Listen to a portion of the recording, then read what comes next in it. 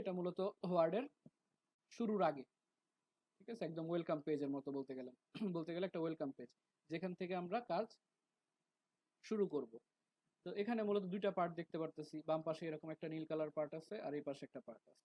তো এই বাম পাশের অংশটার কাজ হলো কি, আমাদের রিসেন্ট যদি কোনো ফাইল আমরা ওপেন করে থাকি, যেমন এই ফাইলগুলো আমি হয়তো বা কিছুদিন আগে বা কিছুদিনের মধ্যে রিসেন্টলি ওপেন করছি, ঠিক আছে, রিসেন্টলি ওপেন করছি কোনো একটা ব্যাচের ফাইল, অন্য কোনো অ্যাসাইনমেন্ট এই টাইপের, এগুলো আমি ওপেন করছি, এই জন্য এখানে শো করতেছে যে ওল্ডার, রিসেন্ট ওল্ডার, এগুলো আমি রিসেন্টলি ওপেন করছিলাম। আর রিসেন্টলি ওপেন করা ছাড়াও, যে রিসেন্টলি ওপেন করি নাই বাট আমার কম্পিউটারে কোনো একটা ওয়ার্ড ফাইল আছে, ঠিক আছে, কম্পিউটারে যে কোনো ফোল্ডারে হয়তো যেগুলোতে কোনো একটা এই যে ওয়ার্ড ফাইল বা এই যেগুলো এই টাইপের ওয়ার্ড ফাইল, এই টাইপের ওয়ার্ড ফাইল আছে, এই টাইপের ফাইল ওপেন করতে গেলে তখন আমি এই যে ওপেন আদার ডকুমেন্ট, ঠিক আছে, তখন আমি এই ওপেন আদার ডকুমেন্ট থেকে কি করতে পারি, ওপেন করতে পারি। যখন আমি ওপেন আদার ডকুমেন্টে ক্লিক করব, যখন আমি ওপেন আদার ডকুমেন্টে ক্লিক করব, তখন আমার কাছে এই যে এরকম একটা ইন্টারফেস নিয়ে আসবে, যেখানে কি দেওয়া আছে, রিসেন্ট ওয়ান ড্রাইভ পার্সোনাল যদি ওয়ান ড্রাইভ সেট আপ করা থাকে, এবং this PC add a place, নতুন কোনো লোকেশন যদি আপনি অ্যাড করতে চান আপনার কম্পিউটারের মধ্যে, যে ডি ড্রাইভ, সি ড্রাইভ এগুলা, বা এই যে ব্রাউজ অপশন আছে, তো আমরা নর্মালি ব্রাউজ অপশন থেকে গেলেই একদম মানে ফুল পিসির একটা অ্যাক্সেস পাওয়া যায়।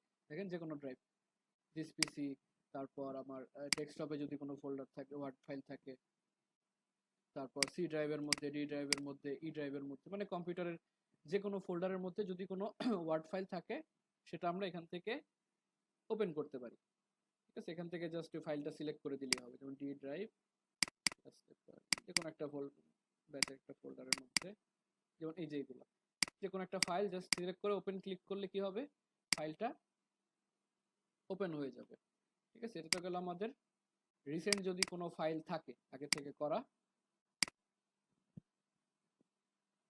রিসেন্ট যদি কোনো ফাইল ওপেন করা থাকে, সেই ফাইল আমরা ওপেন করতে পারি, ঠিক আছে, আগে থেকে করা ফাইল। আর যখন আমরা নতুনভাবে শুরু করব, এখন আমরা যেহেতু শিখতেছি, আমরা কি করব, এখান থেকে ব্ল্যাঙ্ক ডকুমেন্ট নামে একটা অপশন পাবো, ঠিক আছে। ওয়ার্ড যখন ওপেন করবো এখানে একটা ব্ল্যাঙ্ক ডকুমেন্ট পাবো, আর এছাড়াও নিচে কিছু টেমপ্লেট দেওয়া আছে, যদিও এগুলো খুব বেশি ইউজ হয় না,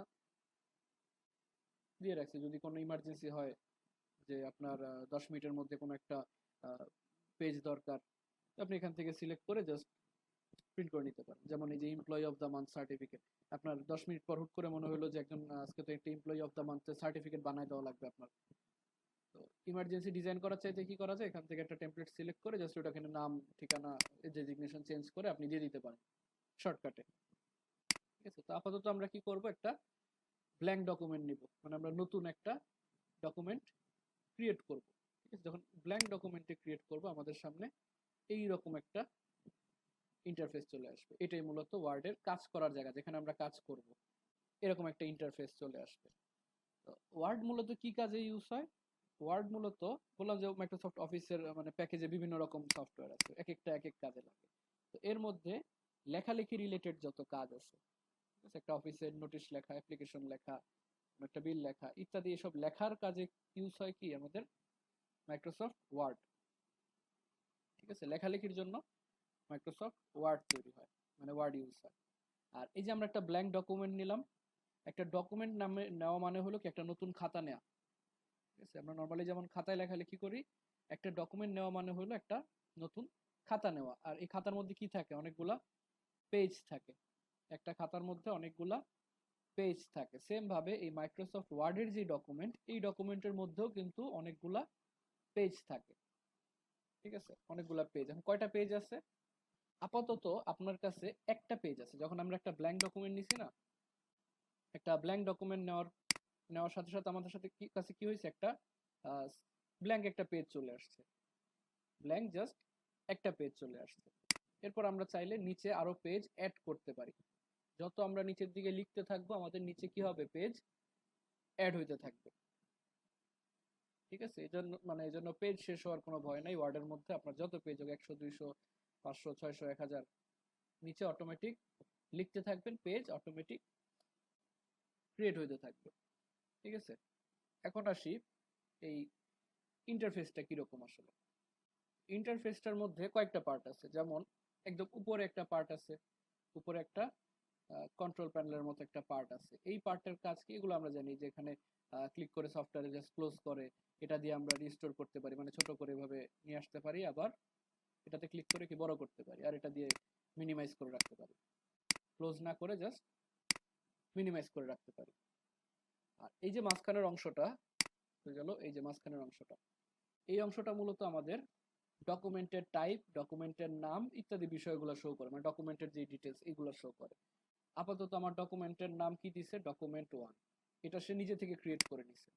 আমরা যখন একটা ব্ল্যাঙ্ক ডকুমেন্টে ক্রিয়েট করছি তখন সে নিজে থেকে একটা নাম দিয়ে দিছে, নাম কি দিছে, ডকুমেন্ট 1। আমরা যদি এখানে আরো একটা ওয়ার্ড ফাইল ওপেন করি, ওটার নাম সে দিবে ডকুমেন্ট 2। দেখেন এটা চালু থাকা অবস্থায় আমরা যদি আরেকটা ফাইল থেকে, এই যে ফাইল থেকে একটা নিউ আরেকটা ব্ল্যাঙ্ক ডকুমেন্ট নেই, এটার নাম সে কি দিছে, ডকুমেন্ট 2।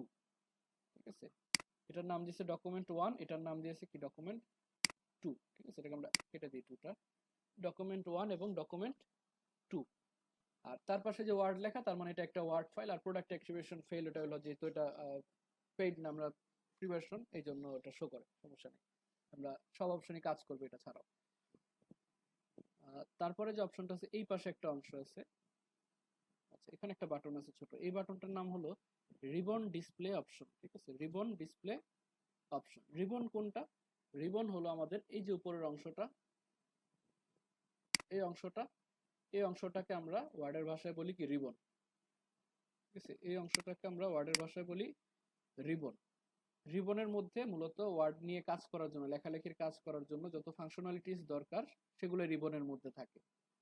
ঠিক আছে, আর এই রিবনের যে ডিসপ্লেটা আছে, রিবনটা দেখার যে অপশনগুলো, এগুলো মূলত এটা দিয়ে কাজ করে, রিবন ডিসপ্লে অপশন। এখানে 3টা অপশন দেওয়া আছে, একটার নাম হলো শো ট্যাবস অ্যান্ড কমান্ডস, আরেকটা দেওয়া আছে শো ট্যাবস, আরেকটা আছে কি auto hide ribbon. Tabs and commands মানে হলো এই যে ছোট ছোট অপশনগুলো আছে, file, home, insert, design, layout, reference, এগুলাকে বলা হয়েছে এক একটা ট্যাব। ঠিক আছে, এক একটা ট্যাব, আর এই প্রত্যেকটা ট্যাবের আন্ডারে কিছু কমান্ড দেওয়া আছে।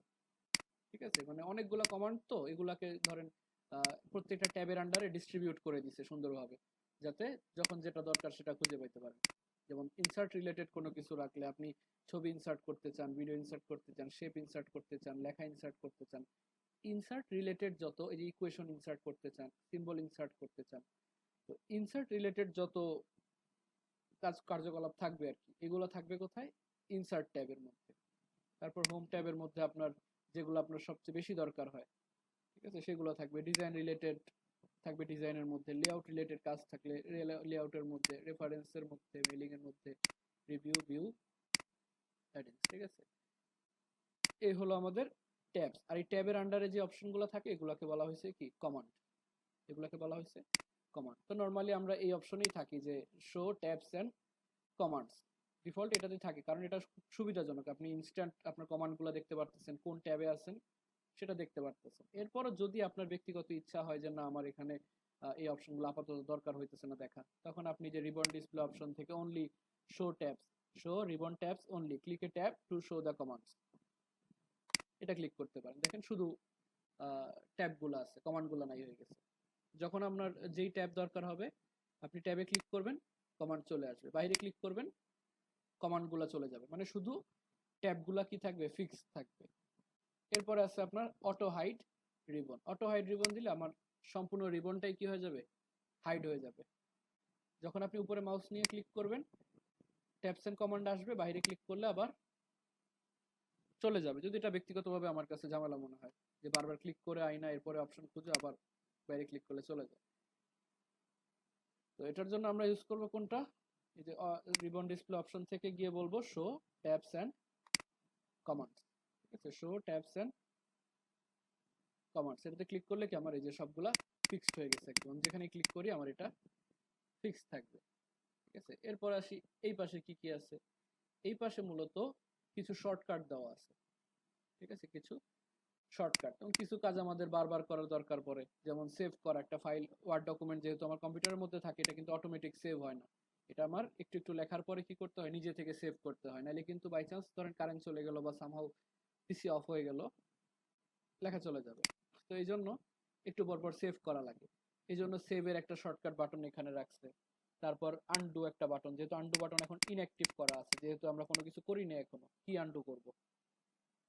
তারপর আছে রিডু মানে আনডু করার পর ওই কাজ যদি আবার ফেরত করতে চান তখন আবার রিডু। এরপর ওপেন একটা অপশন আছে, এখানে ওপেন।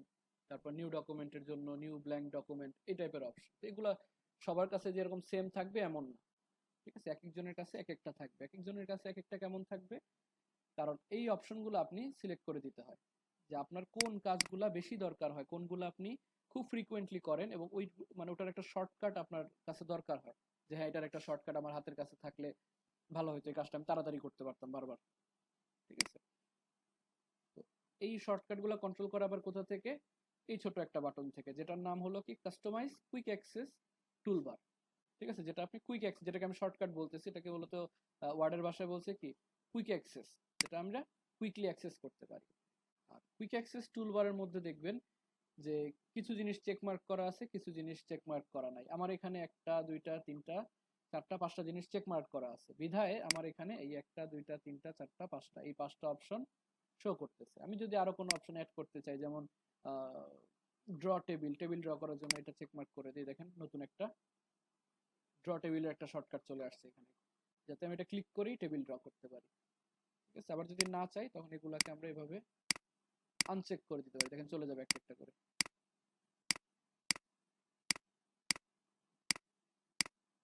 ঠিক আছে? তো আপনার যেটা যেটা বেশি দরকার হয় ওগুলো আপনি এখান থেকে কুইকলি অ্যাড করে নিতে পারেন, নতুন ফাইল ওপেন করা, সেভ করা, ঠিক আছে? যেটা যেটা দরকার, বেশি দরকার, ওটা আপনি এখানে কুইক অ্যাক্সেসের মধ্যে রেখে দিতে পারেন। আর এইগুলা ছাড়াও যেমন এখানে 1 2 3 4 5 6 7 8 9 10 11, 11টা অপশন দেওয়া আছে। এই 11টার বাহিরেও যদি আপনার আরো কোনো কমান্ড দরকার হয় যেটা আপনি এখানে পিন করে রাখতে চান, তাহলে এইখানে দেখতে পারেন যে মোর কমান্ডস, ঠিক আছে? এই মোর কমান্ডসে গেলে আপনি আরো অনেকগুলা কমান্ড পাবেন, যেগুলো আপনি এখানে অ্যাড করতে পারেন। আপাতত দুইটা শো করতেছে, একটা হলো কি নিউ ফাইল, আর একটা হলো কি সেভ ফাইল, এই দুইটা। এছাড়া যদি আরো কোনো কিছু, যে কাট কপি, গেল এই যে কপি কাট, এগুলো যদি অ্যাড করতে চান জাস্ট ক্লিক করবেন ওই শর্টকাটের উপরে, তারপর অ্যাড, এই যে অ্যাড হয়ে গেছে। এরপর কাট, অ্যাড, ওকে, ঠিক আছে? দেখছেন এই যে কপি আর কাট এখানে অ্যাড হয়ে গেছে। এটাকে হলো কাস্টমাইজ কুইক অ্যাক্সেস টুলবার। এই কুইক অ্যাক্সেস টুলবারটাকে আমরা এই ছোট অ্যারোর মতো যে বাটনটা, এটা দিয়ে কাস্টমাইজ করতে পারি, ঠিক আছে? এই ছোট বাটনটা দিয়ে আমরা কুইক অ্যাক্সেস টুলবারটাকে কাস্টমাইজ করতে পারি। তারপরে আসি আমাদের এই যে আমাদের যেই রিবন, এই রিবনের মধ্যে তো রিবনের বিষয়টা তো বললাম, যে এখানে আমাদের কি থাকে, লেখালেখি রিলেটেড যেই ফাংশনগুলো আমাদের দরকার হয়, যে কমান্ডগুলো দরকার হয়, যেমন এই যে অ্যালাইনমেন্ট ঠিক করার জন্য, তারপর লিস্ট তৈরি করার জন্য, বুলেট, বিভিন্ন রকম বুলেট তৈরি করার জন্য, ঠিক আছে? এগুলো দেখবো আমরা সবগুলোই। এই অপশনগুলোকে নিয়ে এই সম্পূর্ণ অংশটাকে বলা হয়েছে কি রিবন, সম্পূর্ণ অংশটাকে বলা হয়েছে রিবন। আর রিবনের পরে একটা অপশন দেওয়া আছে, অপশন না, রিবনের পরে যে জিনিসটা আমরা দেখতেছি এটা স্কেলের মতো, ছোট একটা স্কেলের মতো। এটা হলো যে যখন আমরা বললাম যে এটা একটা লেখালেখি করার সফটওয়্যার, এখানে কি থাকবে, খাতার মতো অনেকগুলা পেজ থাকবে। তো পেজ যেহেতু থাকবে তাহলে কি করতে হবে আমাদের, অবশ্যই মার্জিনের জন্য স্কেলও লাগবে। সেই স্কেলটাই হলো আমাদের এই স্কেল, ঠিক আছে? সেই স্কেলটাই হলো আমাদের এই স্কেল, ঠিক আছে? আর এই স্কেলটা অনেক সময় শো নাও করতে পারে, অনেকের সফটওয়্যারে দেখবেন যে স্যার স্কেল তো আসতেছে না, তখন কি করব? তো এটা কেন আসে না, কারণ এই যে ভিউ অপশন, ভিউ অপশনের মধ্যে দেখবেন, ভিউ এর মধ্যে দেখবেন এই যে রুলার নামে একটা অপশন আছে, এটা অনেক সময় ডিফল্টলি কি থাকে, আনচেক করা থাকে। এটা যদি আনচেক করা থাকে তাহলে কিন্তু আর স্কেলটা শো করে না, ঠিক আছে? স্কেল শো করে না। তো যদি চান স্কেলটা শো করুক, তখন কি করবেন, এই ভিউ ট্যাবের মধ্যে আইসা home, insert, design, layout, reference, mailing, review, view, এই ভিউ ট্যাবের মধ্যে আইসা রুলার নামে যে অপশনটা আছে এখানে কি যে শো, এখানে রুলার নামে যে অপশনটা আছে এটাকে চেকমার্ক করে দিবেন, ঠিক আছে? রুলারটা যখন চেকমার্ক করে দিবেন দেখবেন আপনার এখানে স্কেল চলে আসছে, ঠিক আছে? আপনার এখানে স্কেল চলে আসছে।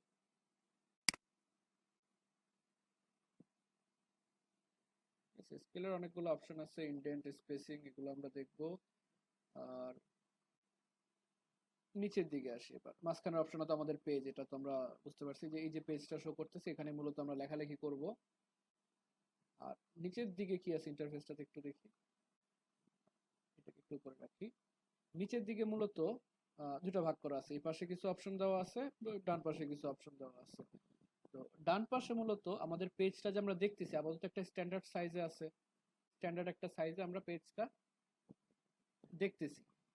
পেজের সাইজ কমানো বাড়ানো না, এখান থেকে কি করে পেজটা জাস্ট দেখানো, পেজটা যে আমরা দেখতেছি থাকে না, আরেকটু ছোট করে দেখি আর একটু বড় করে দেখি, এই রিলেটেড কাজগুলোই কিন্তু এই নিচে অপশনে আছে, যেটা হলো কি জুম, জুম করার জন্য। এখানে ছোট একটা স্ক্রল বার দেওয়া আছে, স্ক্রল বারের মধ্যে এটাকে টান দিয়ে আমরা চাইলে ছোট করতে পারি অথবা কি বড় করতে পারি। এই যে যখন আমরা ছোট করতেছি এখন কিন্তু আমরা ওই যে পেজের কথা বলতেছি, এই পেজটা কিন্তু বোঝা যাইতেছে যে হ্যাঁ এখানে আসলে কি একটা পেজ আছে, যেখানে আসলে একটা পেজ আছে যে সেটা বোঝা যাইতেছে। আর এটাকে আমরা জাস্ট বড় করার জন্য এটাকে ক্লিক করে এভাবে জুম করে নিতে পারি, ঠিক আছে। অথবা যদি স্ক্রল বার টানতে কষ্ট হয়, যে এটাকে টান দিয়ে এভাবে ছোট বড় বেশি ছোট বেশি বড় হয়ে যেতেছে, তখন কি করব, তখন আমরা এই যে পাশে 148% লেখা আছে, এটা মূলত একটা নাম্বার সিস্টেমের মতো, যে জাস্ট আমরা এটাকে 100% করে ওকে করে দিলে এটা একটা স্ট্যান্ডার্ড সাইজের মধ্যে চলে আসে দেখার জন্য, ঠিক আছে। আর তার পাশে কিছু অপশন দেওয়া আছে, যে mode, reading mode, print layout, web layout. এই মুডগুলোর কাজ হলো জাস্ট পেজগুলোকে যে বিভিন্ন ভাবে দেখা। নর্মালি ডিফল্ট কি থাকে, এটা প্রিন্ট লেআউটের মধ্যে থাকে। প্রিন্ট লেআউট মানে হলো এই যে আমার পেজের যে বর্ডারগুলো দেখাইতেছে, এই যে এখান থেকে এতটুকু আমি যদি জুম করি, জুম করার একটা শর্টকাট হলো কি কিবোর্ডের কন্ট্রোল ধরে, ঠিক আছে। শর্টকাটে আপনি কিবোর্ডের কন্ট্রোল বাটন ধরে জাস্ট এইভাবে মাউস নিচের দিকে ঘুরালে ছোট হবে, উপর দিকে নিলে কি হবে, পেজ বড় হবে, বুঝতে পারছি। কিবোর্ডের কন্ট্রোল বাটন ধরে, কন্ট্রোল বাটন কোনটা, একদম নিচের দিকে দেখবেন CTRL লেখা একটা কন্ট্রোল বাটন আছে, দুইটা কন্ট্রোল বাটন দুই কর্নারে। এই কন্ট্রোল বাটন ধরে মাউসের যে স্ক্রল বারটা আছে, এই স্ক্রল বারটাকে ঘোরালেই দেখবেন যে ছোট হইতেছে বড় হইতেছে, সেটা হলো জুমের একটা শর্টকাট।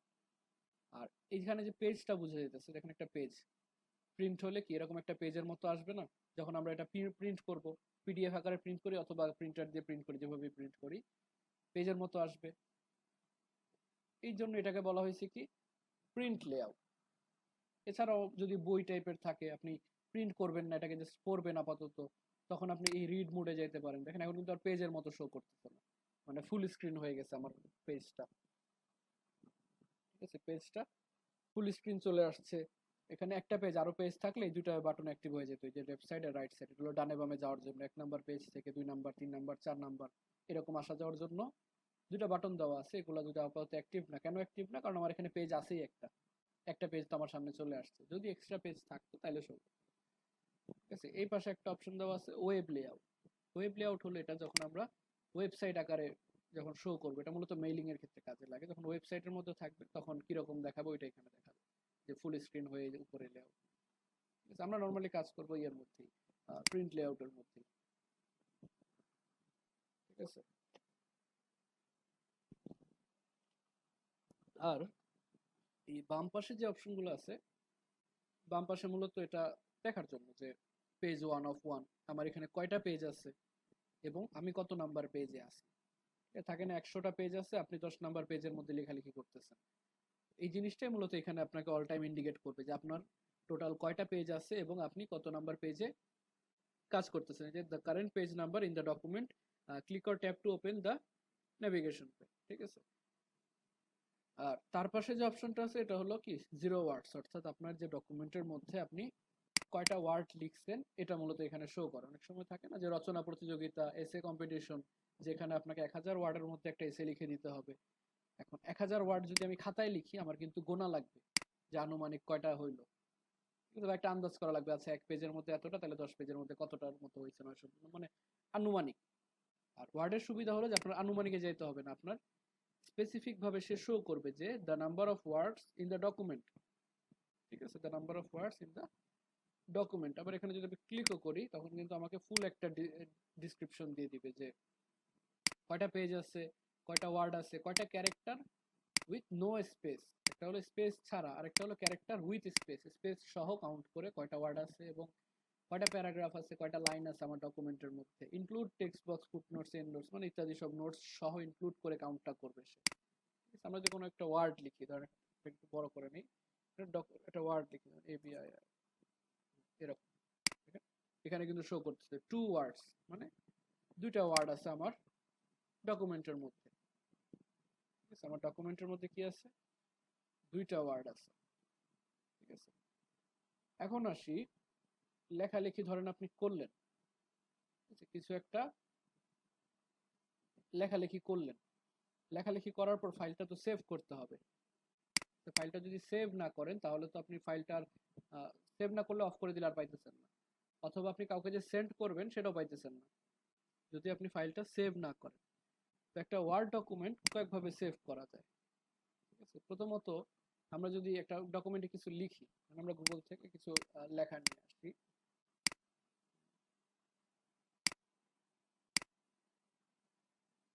জাস্ট কিছু ডেমো টেক্সট।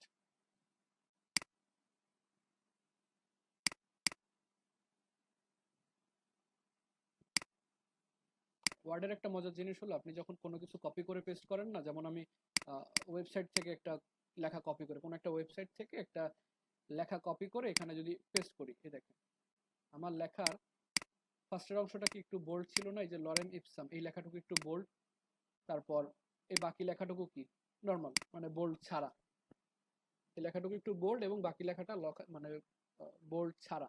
তো এই যে লেখাটা একটু ইটালিক হলো, একটু বোল্ড হলো, বা একটু কালার চেঞ্জ হলো, এই টাইপের বিষয়গুলোকে কিন্তু ওয়ার্ডের ভাষায় বলা হয় কি ফরম্যাটিং, একটা লেখার ফরম্যাটিং।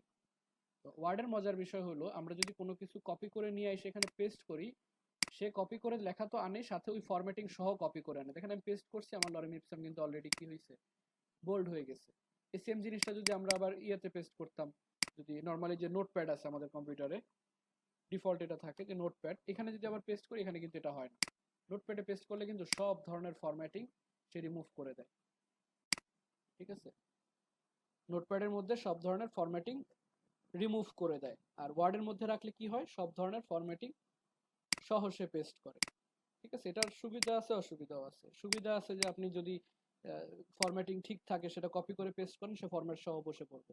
আর অসুবিধা হলো যখন আপনি চান না যে এটা ফরম্যাটিং সহ বসুক, নর্মালি বসুক, যেমন ধরেন এটার কোনো ব্ল্যাক ভার্সন আছে, যেমন এই টাইপের, যদি এই টাইপের আন্ডারস্কোর সহ কোনো লেখা আমরা এখানে না পেস্ট করি, দেখেন একদম আন্ডারলাইন সহ, আন্ডারলাইন সহ সে এখানে একদম ফরম্যাটিং সহ পেস্ট করেছে। এখন আমি চাইতেছি না আন্ডারলাইন সহ পেস্ট হওয়া দরকার নেই, আমি জাস্ট লেখাগুলো দরকার ছিল, তখন আমি করতে পারি কি লেখাটাকে আগে নোটপ্যাডে নিয়ে পেস্ট করব। নোটপ্যাডের কাজ হলো কি ফরম্যাটিং রিমুভ করা, কোনো একটা টেক্সট যদি এখানে পেস্ট করা হয় ওটার যে যাবতীয় যে ফরম্যাটিং ওগুলো চলে যায়, আন্ডারলাইন হোক, বোল্ড হোক, ইটালিক হোক, সব চলে যায়, জাস্ট নর্মাল লেখা চলে আসে।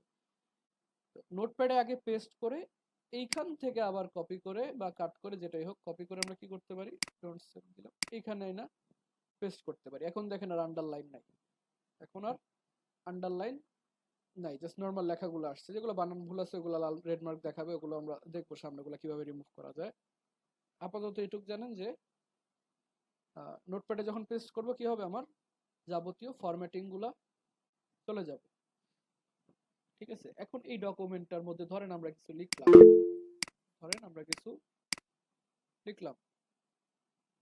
ঠিক আছে,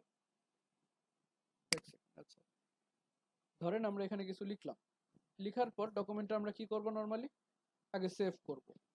সেভ করার জন্য কই যাব, এই যে ফাইল নামক যে ট্যাব, এই ফাইল ট্যাবের মধ্যে আসলে দেখবো এই যে সেভ এন্ড সেভ অ্যাজ দুইটা অপশন দেওয়া আছে। এখন সেভ আর সেভ অ্যাজ এই দুইটার কাজ কি, ঠিক আছে, এই দুইটার কাজ কি, এই দুইটার কাজ কি জানার আগে একটু আপনাদের থেকে শুনে আসি কিছু।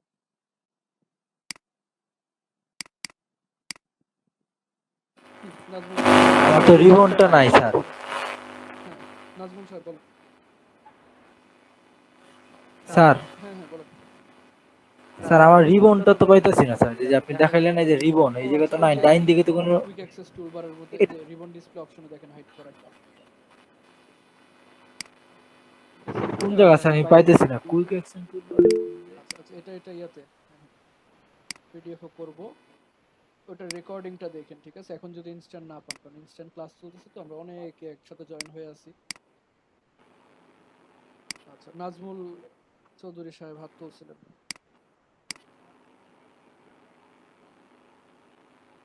আচ্ছা, ঠিক আছে, সমস্যা নেই। হুম, সেভের কাজ হলো ইনস্ট্যান্ট সেভ করে রাখা, আর সেভ অ্যাজ এর কাজ হলো ফাইল আকারে সেভ করা, পিসিতে রাখা। আচ্ছা, সমস্যা নেই, পিসিতে রাখা। হ্যাঁ, কিছুটা ঠিক আছে। আরেকটু আমি চেষ্টা করি আরেকটু ক্লিয়ার করে দেওয়ার। যেমন ধরেন, আমরা একটা ফাইল ফার্স্ট টাইম যখন আমরা সেভ করতেছি, ধরেন আমরা সেভ করি এই ফাইলটাকে আগে আমরা সেভ করি। হ্যাঁ, ওকে, সমস্যা নেই, আমরা কোশ্চেন নেব। ধরেন আমরা এই ফাইলটাকে সেভ করি আগে, ঠিক আছে? জাস্ট ফাইল থেকে প্রথমে সেভ করলাম। সেভ করব কোথায়?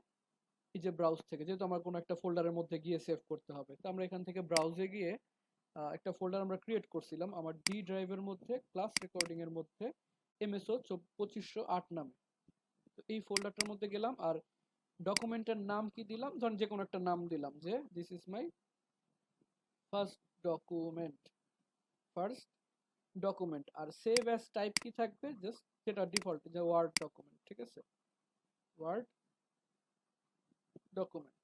আর কে যেন বললেন না পিডিএফ, পিডিএফ আপনার এখান থেকেও পিডিএফ সেভ করতে পারেন, আবার আরেকটা অপশন আছে প্রিন্ট, ওখান থেকে, ওইখান থেকে মনে হয় পিডিএফ সেভ করলে বেশি ভালো হয়। ওটা যখন দেখবো তখন দেখাইতেছি পিডিএফ। আপাতত এখান থেকে আমরা ডক্স ফাইল সেভ করি। ডক্স ফাইল মানে কি? ডক্স ফাইল মানে হলো একটা ডকুমেন্ট ফাইল, এবং লাস্টে যে এক্স, ওটা মিন করে যে হ্যাঁ, এটা এখন এডিটেবল, মানে এটা এখনো এডিট করা যাবে, ঠিক আছে? ডক ফাইল আর docx file almost same, ঠিক আছে? যখন কোনো একটা ফাইলের শেষে আমরা কি দেখি? এমপি3 দেখি। এমপি3 আমরা কি বুঝতে পারি দেখে যে আচ্ছা, এটা তো একটা মিউজিক বা গান। যখন দেখি যে ফাইলের শেষে এমপি4, অমুক ডট এমপি4, এমপি4 শোনা মাত্রই আপনি বুঝতে পারেন যে আচ্ছা, এটা একটা ভিডিও ফাইল। এমপি3 মানে অডিও ফাইল, এমপি4 মানে এটা একটা কি ভিডিও ফাইল। জেপিজি, পিএনজি দেখলে বুঝি কি এগুলো একটা ইমেজ ফাইল।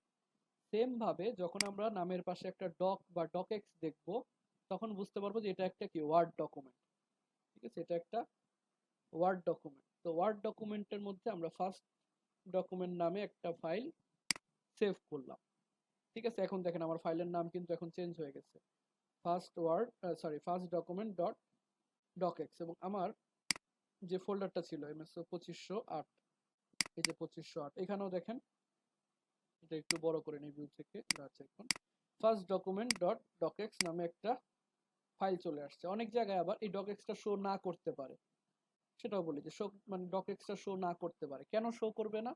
কারণ ডকএক্স এই জিনিসটা কি একটা এক্সটেনশন, ঠিক আছে? আপনি পিএনজি বলেন, জেপিজি বলেন, এমপি3 বলেন, এমপি4 বলেন, যাই বলেন, এইগুলাকে বলা হয় কম্পিউটারের ভাষায় এক্সটেনশন।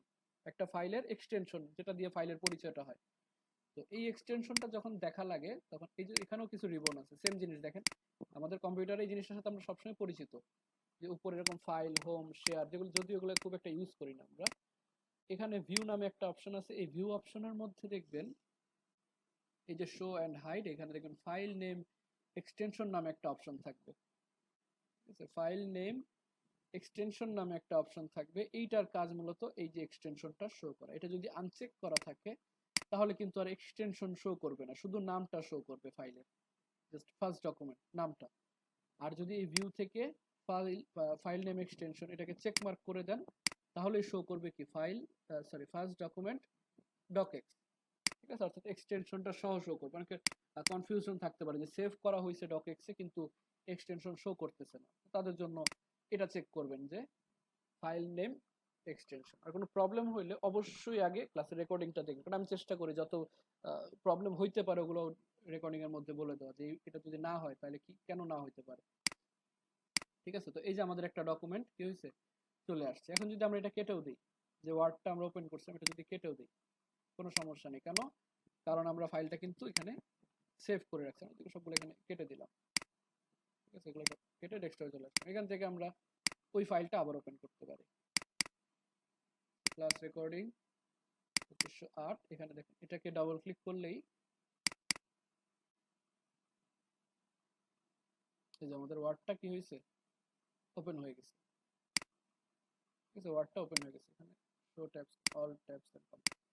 আমাদের এই ডকুমেন্টটা কি ওপেন হয়ে গেছে। এটা হলো কি আমাদের সেভ এর কাজ। ঠিক আছে, জাস্ট সেভ করে রাখা। আর সেভ অ্যাজ এর কাজ হলো, ধরেন এটাকে আমি সেভ করছি, এখন যদি আমি এই অংশটা নিচের যেই হিব্রু নাকি ভাষা এগুলাকে আমরা চেঞ্জ করে আবার ফাইল থেকে সেভ দিই, সেভ কিন্তু হয়ে গেছে। বা শর্টকাটে কন্ট্রোল এস দেই, কিবোর্ডের কন্ট্রোল এস, ঠিক আছে, কিবোর্ডের কন্ট্রোল প্লাস এস দেই, কি হবে, এটা সেভ হয়ে যাবে এরকম। ধরুন লিখে এখন আমি কন্ট্রোল এস দিয়ে সেভ করলাম। এখন আমি এই ফাইলটাকে আবার ক্লোজ করে যদি ওপেন করি, এটা দিয়ে নতুন করে এটাকে ওপেন করলাম, তাহলে কি আমার নিচের অংশটা চলে গেছে, নিচে যে মানে বাড়তি যে অংশটা ছিল এটা চলে গেছে, যেহেতু আমি বাড়তি অংশটাকে কাইটা তারপর আবার সেভ দিছি। বাড়তি অংশটা কেটে যখন আমি সেভ দিছি, আমার ওই সেম ফাইলটাই কিন্তু আপডেট হয়ে গেছে। এই ফাইলটার মধ্যেই কিন্তু বাকি বাড়তি অংশটা ছিল, এখন আর নাই। তার মানে কি আমি বাড়তি অংশটা কাটার পরে যখন আবার সেভ দিছি, তখন আমার এই সেম ফাইলটাই আপডেট হয়েছে আবার নতুন ভাবে। আর যদি এমন হয় যে আমি ধরেন এখানে লেখাটাকে কপি করে নিচে আর একটু পেস্ট করি, দুইটা প্যারাগ্রাফ হয়ে গেছে, এখানে দুইটা প্যারাগ্রাফ হয়েছে। এখন আমি চাইতেছি এই দুইটা প্যারাগ্রাফ সহ যে ফাইলটা আছে, আপডেট করা যে ফাইলটা, এটাও আমি সেভ করব, বাট এইটাকে আমি হাত দিব না, এটা যাতে আবার চেঞ্জ না হয়ে যায়, থাকে না, নতুন একটা ফাইল রাখবো, এটা এটার মতোই থাকুক। এখানে কয়টা প্যারাগ্রাফ ছিল, একটা প্যারাগ্রাফ, এটাকে আমরা আপডেট করে দুইটা প্যারাগ্রাফ বানাইছি, বাট চাইতেছি না যে আগের ডকুমেন্টটা চেঞ্জ হোক। ঠিক আছে, আগের ডকুমেন্টটা চেঞ্জ হোক এটা আমরা চাইতেছি না, এটাকে নতুন ফাইল হিসাবে সেভ করব। ওই ক্ষেত্রে আমরা ইউজ করি সেভ অ্যাজ। বুঝতে পারছেন ডিফারেন্সটা? একটা হলো সেভ আর একটা কি সেভ অ্যাজ। এখন যদি আমি সেভ দিই, আমার এই ফাইলটাই আবার আপডেট হয়ে যাবে, দুইটা কলাম মানে দুইটা প্যারাগ্রাফ চলে আসবে। আর যদি সেভ অ্যাজ না দিয়ে, সরি সেভ না দিয়ে আমরা সেভ অ্যাজ এ যাই, তখন আমার কাছে নতুন করে সেভ এর অপশনটা আসবে। এখান থেকে আমি আবার ব্রাউজ করতে পারি, এই যে অলরেডি সিলেক্ট করাই আছে এমএসও 2508 ফোল্ডার, এখানে আমি বললাম যে এটা হলো second document, second document, second document দিয়ে আমরা কি করলাম, এটাকে সেভ করলাম। এখন যদি আমরা এটা কেটে দিই, আমরা দেখতে পারবো যে আমাদের এই ফোল্ডারের মধ্যে দুইটা ফাইল হয়ে গেছে। ঠিক আছে, আমার এখানে কি হয়েছে, দুইটা ফাইল হয়ে গেছে। প্রথমটা আমাদের আগের ডকুমেন্টটা, এটা হলো সেভ দিয়ে করছিলাম, আর পরে যেটা আসছে এটা হলো সেভ অ্যাজ দিয়ে। এটা যদি এখন ওপেন করি, ফার্স্ট এটা দিয়ে কিন্তু আমরা ওপেন করে দুটা প্যারাগ্রাফ বানাইছিলাম, কিন্তু এটাতে কিন্তু চেঞ্জ হয় না। এটা যদি আমরা ওপেন করি, দেখেন একটা প্যারাগ্রাফই আছে। ঠিক আছে, পরে যে একটা প্যারাগ্রাফ অ্যাড করছে ওইটা এখানে অ্যাড হয় না। ঠিক আছে, ওইটা এখানে অ্যাড, এটাতে কোনো চেঞ্জেস হয় না। চেঞ্জেস হয়েছে কোথায়, নতুন একটা ডকুমেন্ট চলে আসছে সেকেন্ড ডকুমেন্ট নামে। ঠিক আছে, সেকেন্ড ডকুমেন্ট নামে নতুন একটা ডকুমেন্ট চলে আসছে। এটার মধ্যে কি দুইটা প্যারাগ্রাফ। বুঝতে পারছি, যখন আমরা প্রথমবার সেভ করি তখন তো আমরা জাস্ট সেভ দিয়ে সেভ করি বা কন্ট্রোল এস দিয়ে সেভ করি। বাট যদি আমরা চাই যে এই একটা ডকুমেন্ট সেভ করছি, ওই ডকুমেন্টটা চেঞ্জ না করে আমরা নতুন করে আরেকটা ডকুমেন্ট হিসাবে ওটাকে সেভ করব, তখন আমরা সেভ অ্যাজ এ যাই, যাতে কি আমাদের আগের ফাইলটাতে কোনো পরিবর্তন হয় না, আগের ফাইলটা আগের ফাইলের মতোই থাকে, নতুন ফাইলের মধ্যে গিয়ে আমরা যত চেঞ্জেস করি নতুন ফাইলের মধ্যে নতুন ফাইল হিসাবে সেভ হয়, এটা ঠিক আছে, নতুন একটা ফাইল হিসাবে সেভ হয়।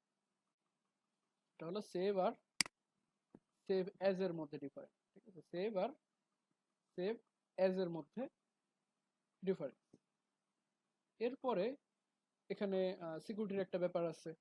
ধরেন একটা ফাইল সেভ করলেন, এখন যে কেউ সেটা ওপেন করতে পারে, চেঞ্জ করতে পারে, লেখার মধ্যে অনেক অনেক লেখা থাকতে পারে, 10 পেজ, 20 পেজ, 50 পেজ। মাঝখানে যদি একটা দাড়ি কমা ভুল করে দেয়, আপনি কিন্তু টের পাবেন না যে কেউ একজন ইচ্ছাকৃতভাবে বা অনিচ্ছাকৃতভাবে ভুলে ঢুকে এটা চেঞ্জ করে দিল।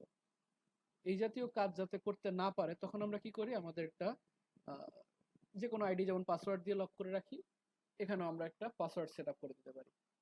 ঠিক আছে, এখানেও একটা কি করতে পারি, পাসওয়ার্ড সেট করে দিতে পারি। তো একটা ওয়ার্ড ডকুমেন্টের মধ্যে এই ডকুমেন্টটার নাম কি, সেকেন্ড ডকুমেন্ট, এটা যদি আমরা কেটে দিই, কেটে দিয়ে জাস্ট এখান থেকে আবার ডাবল ক্লিক করে ওপেন করি, ফাইলটা কিন্তু আমার সামনে কি ইজিলি ওপেন হয়ে যেতেছে, ইজিলি ওপেন হয়ে যেতেছে, এটা চিন্তার বিষয়। তখন আমরা কি করব, এই ফাইলটাকে আমরা এখন তো সেভ দিতে পারবো না, এখন যদি সেভ দিই জাস্ট আগের ফাইলে সেভ হয়ে যাবে, একই ফাইলে সেভ হতে থাকবে। ঠিক আছে, দেখেন এই সেকেন্ড ডকুমেন্টের মধ্যেই সেভ হতে থাকবে। তো এটাকে যদি পাসওয়ার্ড দিয়ে আমরা সেভ করতে চাই, এটাকে আমরা একটা নতুন ফাইল হিসেবে সেভ করতে হবে। তখন তার জন্য কি করব, ফাইল থেকে বলবো save as, save save as আসার পর বলবো ব্রাউজ, ব্রাউজ থেকে এখানে আমরা এটার নাম দিলাম, ধর নাম দিলাম প্রোটেক্টেড ডকুমেন্ট। ঠিক আছে, এটার নাম দিলাম প্রোটেক্টেড ডকুমেন্ট, যেহেতু আমরা এটা প্রোটেকশন ইউজ করবো এখানে। আর এই ফাইলটা সেভ করার আগে এই যে সেভ এর পাশে দেখবেন ছোট একটা টুলস নামে একটা অপশন আছে, ছোট একটা টুলস নামে অপশন আছে। টুলস এর মধ্যে দেখবো কি জেনারেল অপশন। ঠিক আছে, টুলস এর মধ্যে জেনারেল অপশন, জেনারেল অপশনে যখন ক্লিক করবেন আপনার সামনে এই রকম একটা ডায়লগ বক্স চলে আসবে, একটা ডায়লগ বক্স বা পপ আপ যেটাই বলেন, এই জিনিসটা চলে আসবে সামনে। আর এইখানেই মূলত এই পাসওয়ার্ডের কাজটা থাকে, যে password to open and password to modify. তো দুইটা পাসওয়ার্ড দেওয়া লাগে, দুইটা পাসওয়ার্ড সেম দেওয়া ভালো, password to open and password to modify. এখানে আমরা বললাম যে সহজ একটা পাসওয়ার্ড দিই যে 123, ঠিক আছে 123। আর পাসওয়ার্ড টু মডিফাই এখানেও বললাম কি 123। আরেকটা অপশন আছে রিড অনলি রিকমেন্ডেড, এটা যদি চেক মার্ক করে দেন তাহলে ওয়ার্ড ইউজারকে রিকমেন্ড করবে যে এই ফাইলটা যে তৈরি করছে বা যে পাসওয়ার্ড মানে সেট করছে সে চাইতেছে যে এটা অনলি মানে রিড অনলি মোডে থাকে। রিড অনলি মানে কি আপনি এটাতে এডিট না করেন, এই টাইপের একটা অ্যালার্ট শো করবে। ঠিক আছে, দিয়ে আমরা বললাম যে ওকে রি এন্টার পাসওয়ার্ড টু ওপেন। ঠিক আছে, এখানেও বললাম 123। আর পাসওয়ার্ড সেট করার আগে বলি যে এখানে একটা কশন দিয়ে দিচ্ছে। কশন মানে কি একটা বিশেষ দ্রষ্টব্য টাইপের, যে বিশেষ দ্রষ্টব্য if you lose or forget the password it can not be recovered, remember that passwords are case sensitive. ঠিক আছে, অর্থাৎ যদি এই পাসওয়ার্ডটা ভুলে যান এটা কিন্তু রিকভার করা সম্ভব না। যেমন ফেসবুকের পাসওয়ার্ড ভুলে গেলে কি করতে পারি আমরা, হয়তো বা ফরগেট পাসওয়ার্ড দিয়ে রিকভার করতে পারি। কোনো একটা অ্যাকাউন্টের পাসওয়ার্ড ভুলে গেলে ফরগেট পাসওয়ার্ড দিয়ে রিকভার করতে পারি, কিন্তু এইখানে সেই ফরগেট পাসওয়ার্ডের অপশনটা নাই। ঠিক আছে, এখানে কিন্তু যে ফরগেট পাসওয়ার্ড দিব, ফোন নাম্বার দিব, ওটিপি আসবে বা ইমেল দিব, ইমেইলের মধ্যে লিংক পাঠাবে নতুন পাসওয়ার্ড দেওয়ার জন্য, ওইটা আসবে না।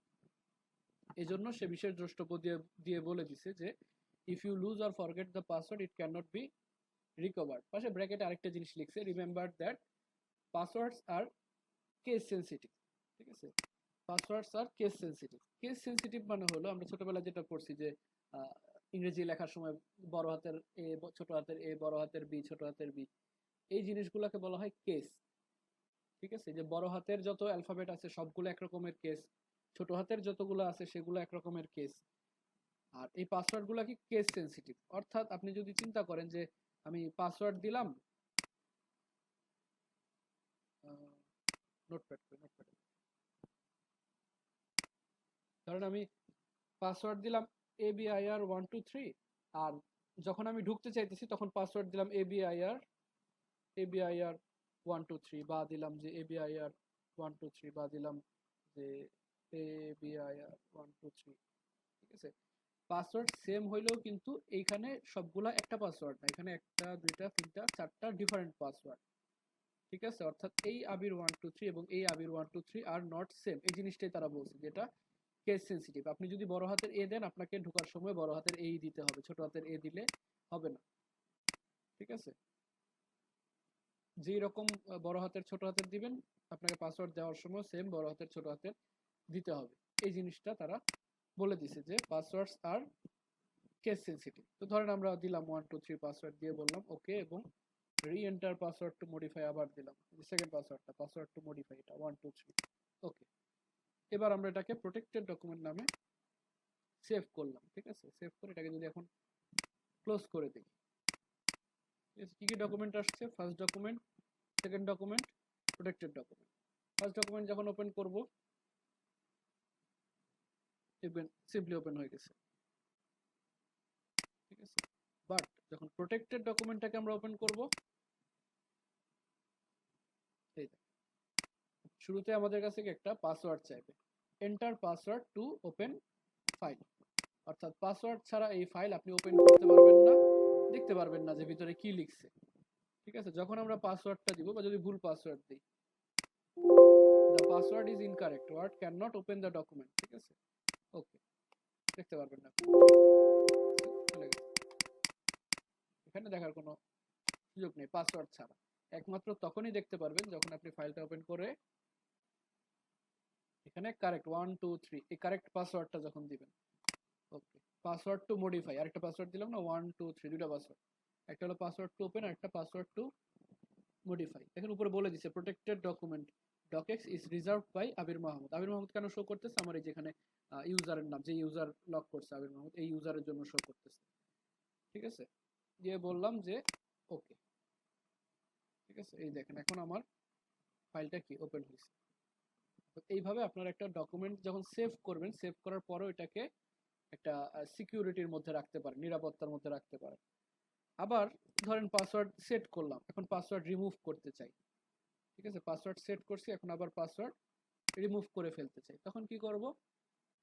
ফাইল থেকে প্রোটেক্টেড ডকুমেন্ট, এটা কিন্তু হলুদ মার্ক হয়ে গেছে, তার মানে এটা অলরেডি বুঝতে পারছে যে হ্যাঁ এটা প্রোটেক্টেড একটা ডকুমেন্ট। এটা কিন্তু এটার জন্য না যে আমি নাম দিছি প্রোটেক্টেড, তার জন্য না, এটা অপশনটা এটা যে প্রোটেক্টেড ডকুমেন্ট। ঠিক আছে, এখন এটাকে যদি আমি ইয়ে করতে চাই, কি বলে, পাসওয়ার্ড সরাই ফেলতে চাই, আমরা আবার সেভ অ্যাজে যাব এবং ব্রাউজে যাব, যে প্রোটেক্টেড ডকুমেন্ট না, এই টুলস থেকে জেনারেল অপশনে গিয়ে যে পাসওয়ার্ডটা দেওয়া ছিল, পাসওয়ার্ডটা জাস্ট কিবোর্ডের ব্যাক স্পেস দিয়ে আমরা মুছে দিব। ঠিক আছে, কিবোর্ডের ব্যাক স্পেস দিয়ে মুছে দিয়ে বলবো ওকে। এটার কিন্তু পাসওয়ার্ড চলে গেছে। এখন ফাইলে গেলে দেখবেন প্রোটেক্টেড ডকুমেন্ট, এটার হলুদ মার্ক করা নাই। ঠিক আছে, এবং এটা যদি এখন আমি ওপেন করি, এটাকে এখন যদি ওপেন করি, এখন কিন্তু আর পাসওয়ার্ড চাইতেছে না। ঠিক আছে, the author would like you to open this as read only, এটা হলো যে আমরা নিচে একটা ছোট চেক মার্ক দিছিলাম না যে রিড অনলি রিকমেন্ডেড, এটা হলো ওইটা যে অথর চায় আমি ফাইলটাকে রিড অনলি, মানে unless you need to make changes, যদি আপনার তেমন চেঞ্জেস করা প্রয়োজন না হয় তাহলে আপনি রিড অনলি মোডেই পড়েন, এই টাইপের, যে আপনি যে ওপেন করছে তাকে বলতেছেন। ঠিক আছে, যদি ইমার্জেন্সি কোনো কিছু চেঞ্জ করা না লাগে তাহলে ভাই ওই এডিট চেঞ্জে কোনো হাত দিয়ে না, জাস্ট পড়েন।